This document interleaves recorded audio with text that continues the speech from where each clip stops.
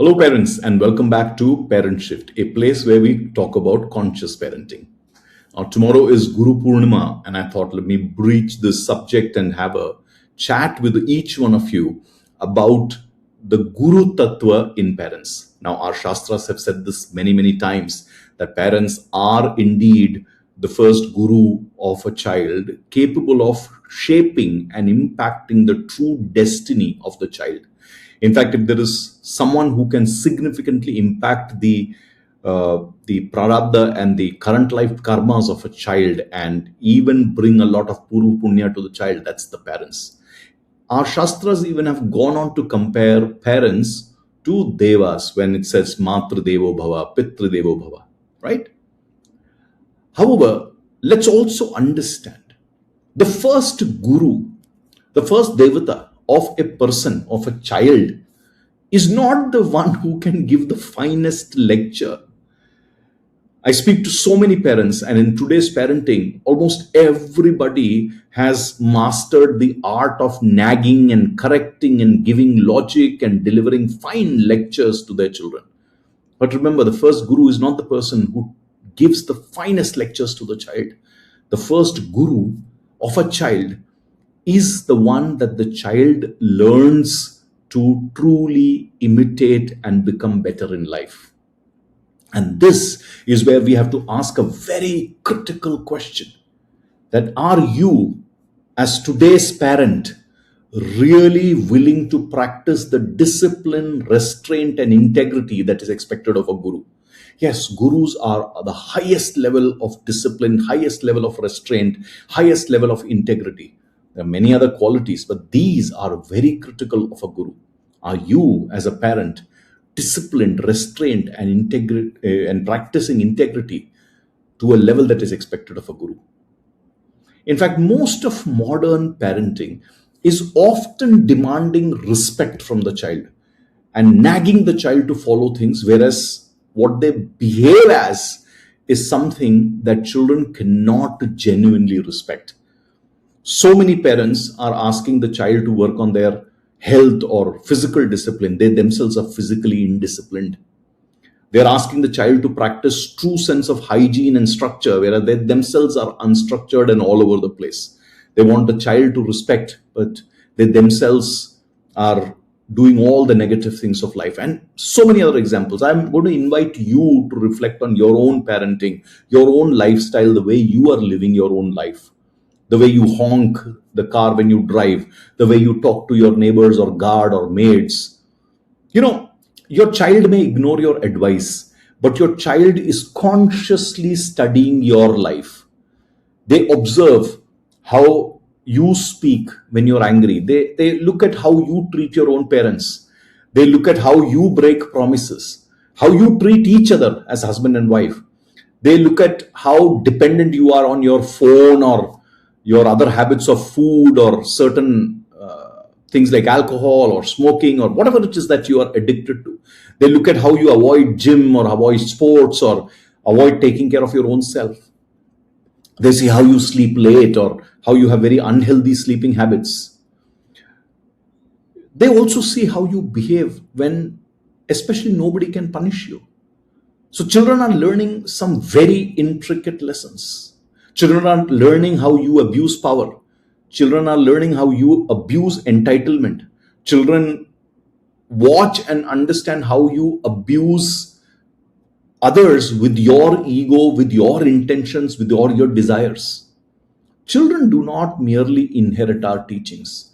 Children inherit our contradictions. This is something we need to understand. And I'll repeat that for you. Children do not merely inherit our teachings. They inherit our contradictions.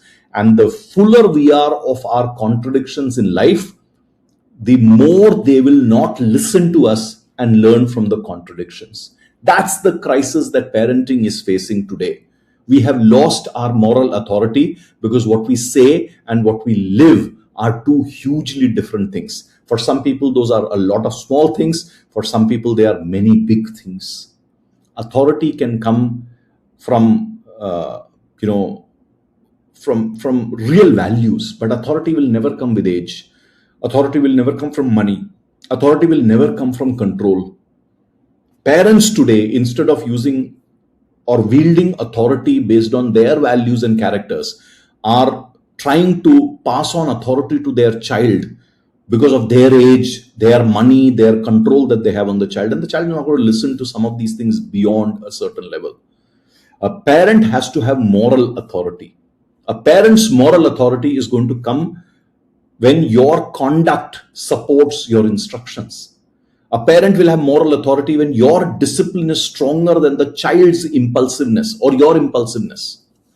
A parent will have moral authority when your speech is worthy of imitation. A parent will have moral authority when your values remain intact, even when it is inconvenient and even there is a lot of duress and stress in your life. A parent will have moral authority when you live what you expect your child to live like. That's something we have to understand. Otherwise, you've lost moral authority. Children will not listen to you. And then no point you going to a counselor or anybody crying and saying that my children don't listen to me. I can't control my children, because you are not controlling your own self and the environment of the house. You are not living up to the standards that you're expecting your children to live. That is where you have to rise to that occasion and become guru-like.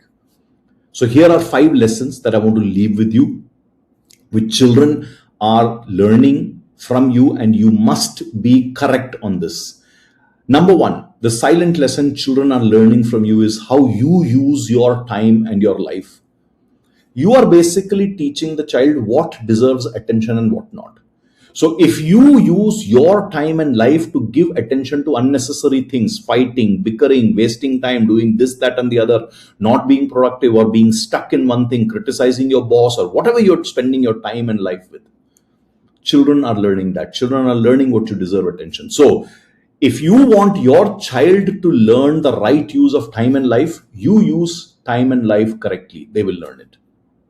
Lesson number 2 for you, that how you handle your thoughts and emotions, especially your own language, that is being watched by your child. Your child is basically learning what power permits, because in your house you are powerful. You have reached a certain level in your organization or whatever business you're running, etc. You have a certain power, and based on that power, how your thoughts and emotions and languages, they are learning that. So your children are then learning what your power permits. So if you are coming from a family which has a certain amount of standard or well-being, whatever that power is that your family has, your child is going to assert that and behave like that. So if you come from a political family or your rich affluent family, and if you misbehave, the child is learning that, and the child is learning that power can misbehave and invade others' privacy. Whereas if you come from a family where you practice restraint, your thoughts are restrained, your emotions are balanced, your language is restrained, then the child is learning that despite power, you have to restrain yourself. Ask yourself, what are you teaching your child? Are you teaching your child arrogance of power by driving badly, by talking badly, by doing nonsense out there, by treating the world as a dustbin that you have? Or are you really treating everything and everyone in this world with absolute respect and gratitude? You are teaching the power lessons to your child. Ask what it is. Number 3 lesson for you. How you treat your elders, workers, and people in general is exactly how your children are learning respect or lack of it. Your children learn respect and what respect really means from you, your conduct of how you treat other human beings. In fact, I'd go on to say, a connection with the previous point, that your children also learn how to respect nature, natural resources, public resources, from the way you treat all of these things. That's how children learn respect. So ask yourself, how are you behaving and how are children behaving? If you're behaving badly, your children are going to behave very badly. The 4th lesson is, which is how you respond to stress, workload, failure, disappointment, etc. That's what the child is learning. That's where the child is learning courage or avoidance. If you are responding to all your stress, all your workload, all your failures, all your disappointments with courage, children learn that. But if you're going to avoid stress, avoid workload, avoid failures, or run away from failures, or run away because you have failures, or run away from disappointments, or run away because you have disappointments, your children are going to learn all of that. So what are you teaching in terms of courage or avoidance to your child? You have to look at your own actions. And the fifth one, and this is a big one, which is how you practice and refine your values, is openly teaching and also openly discussing your values, your decisions, your improvements. That is teaching the child how to live with dharma. Whether dharma is real or not, shastras are real or not, our Vedic culture is real or not, what are the values of life, traditions and cultures are real or not. Adults preaching is not going to help. You have to live that. You have to live values, you have to live dharmas, you have to live rituals, you have to live traditions, and you have to be able to hold on to those and explain them in your decisions and direction. That is when children will learn it. These are 5 big things that you need to audit in your life. Learn the lessons yourself and see what you're teaching your child. Then you will have the moral authority. Then you will have the authority to tell your child to do this or that or the other. And then they will listen to you because you are the role model that they are learning from. Ask whether your life is giving the child something worthy of receiving, or then the child will receive whatever they want to receive from wherever they want to receive. A child needs a parent who can correct himself or herself, keep their word, govern their impulses, and stand firmly on what is right. That's what a child needs. A child doesn't need a parent which is all over the place. A child doesn't need a parent who's all over the place and then telling the child to do the right things. It is not going to work. Remember what I said, the first guru is not a person who can give the finest lecture to the child. The first guru in life is who the child can learn and imitate. If you are doing the wrong things, then your child is learning to imitate wrong things. If you're doing the right things, that's what the child will learn.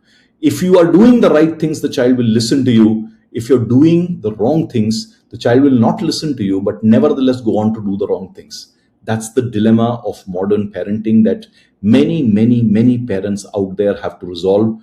That is where we have to really understand. We have to strengthen our next generation, for which we have to really strengthen who the human beings we are. If we are going to walk around like victims and incomplete human beings that we are, our children are going to learn victimhood and negativity and incompleteness and become who they are becoming. For by a stroke of luck, if they develop some good qualities, possibly pick it up from somewhere or from their own life lessons, wonderful. Otherwise, if we share darkness with our kids, they're going to pick up that darkness. I hope you're able to make some good choices based on what I have said. If you have any questions, send them my way. I'm happy to help you. But make good choices for yourself and for your children. I will see you very soon. Till then, take good care and keep progressing. Thank you.